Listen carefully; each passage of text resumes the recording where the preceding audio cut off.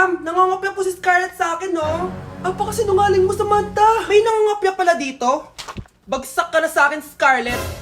Apakasama talaga ng ugali mo, Samantha. Nay! O anak, anyari sa'yo? Binagsak ako ng teacher ko. Naniwala kasi siya kay Samantha na nangopya daw ako. Totoo ba yun, Scarlett? Hindi, Nay. Siya talaga yung nangopya sa akin. Walang iya yan ah! Humanda siya sa akin! Tara, anak! A few moments later. Ma'am, bakit niyo po kami pinatawag dito? Eh kasi yung anak mo, sinungaling. Siya naman talaga yung nangopya kay Scarlett eh. Hindi po totoo yan. Para malaman natin kung sino nagsasabi ng totoo sa inyong dalawa, mag-quiz na lang kayo ulit. Patay ako nito. Humanda ka ng mapahiya, Samantha. Okay, time's up. Pass your papers. Scarlett, naka-perfect ka. Yes! Talino talaga ng anak ko. Samantha, wala kang tamang sagot. Ikaw talaga ang totoong nangungopya. Nakakahiya ka, Samantha. Humanda ka sa akin sa bahay. Tara! Huwag po, Nay.